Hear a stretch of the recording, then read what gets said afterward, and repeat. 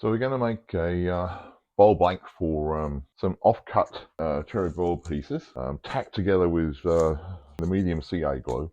So the first things first, we have to spray in the epoxy mold release so that this all can come out of the silicon mold. This from Silicon Mold Crafted Elements.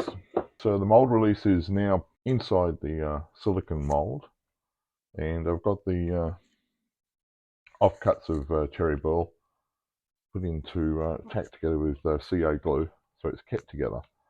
So when we put the actual epoxy resin inside the mold with the offcuts, going to put a weight on the top and it holds it all down, and nothing will start to float. So we'll get the epoxy all mixed up. Using Liberty Copper tint from Black Diamond. You don't need to do a lot in here, probably just a couple of scoops.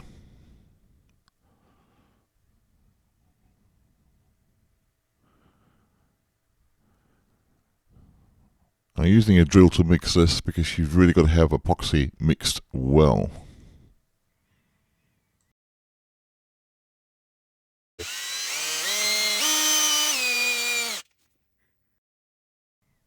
Now this is going to be the first litre of mixed epoxy. Using 1 litre at a time in these molds, you don't want to use too much, it's expensive stuff this. So in goes 1 litre.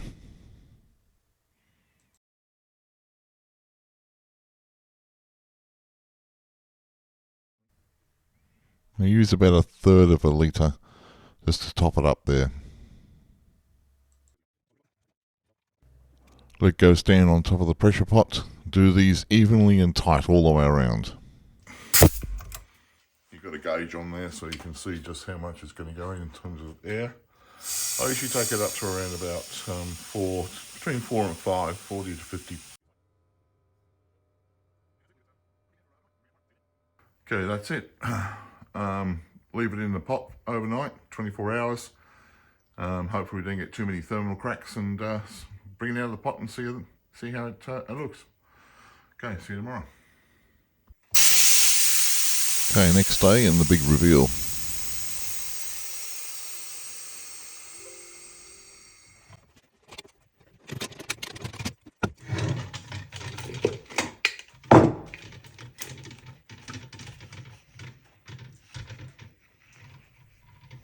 Sometimes these things can be a real pain getting out of the pressure pots, but once it's out, it's good. Don't forget we used mold release on this, so it should just pop out very, very nicely and easily. These silicone molds, by the way, from Crafted Elements, they don't last forever. You probably get maybe 20-25 uses out of it, so it's pretty good going. To particularly, they are pretty expensive to buy, but here's the end result. The Liberty Copper tint did well.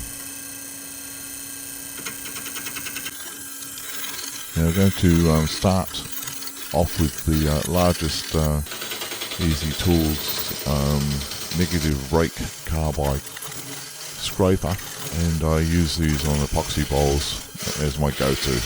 Using bowl gouges, Hercules cupped carbide cutters, even though I still go back to these Easy Tool negative rake. They don't catch at all, and they get the material away pretty quick, and it comes out extremely smooth. So almost to the point where hardly any sanding's needed in most cases. Keep the carbide tips replaced at all times and nice and sharp, and all go well.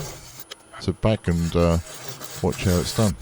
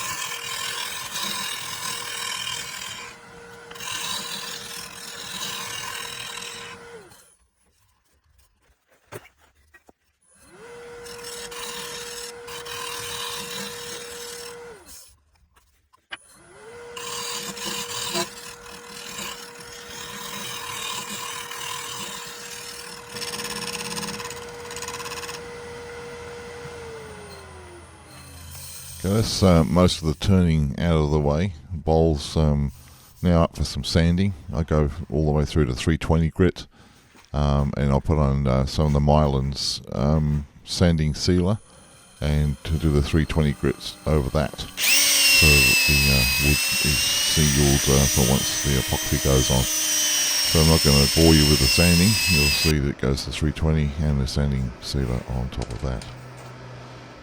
Now this is the spigot that goes onto the barbecue rotisserie, been attached to the back of the sacrificial chuck.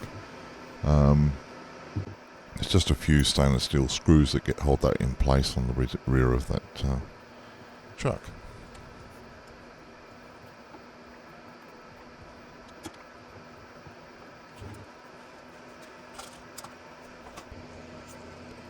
Now I mix up 50-50 tabletop epoxy, and I don't show it here in the video, but I give it about 8 seconds of microwave to thin it out a little more, the viscosity, and apply that with a fiberglass brush. You get about 50 of them in a pack for less than $10 on Amazon. Just use one of those, but be careful of the nylon hairs in those brushes. You don't want to leave one inside the epoxy tabletop because you'll never get it out. It's a sanding back job, start again. Trust me, been there. So rotisserie keeps the bowl turning overnight, 24 hours. Tabletop epoxy will harden up, but you'll still need to have it cured for 3 or 4 days before you put any sorts of pressure on that final coat. I've put it onto a vacuum truck before, only leaving it for 24 hours to cure, and it left a horrible indent into the surface, and again had to be turned off and started again. So be patient, leave these things to cure for longer rather than shorter, so it will save a lot of stress. Final naked torch just to get some of the bubbles out on that tabletop epoxy. Comes out well.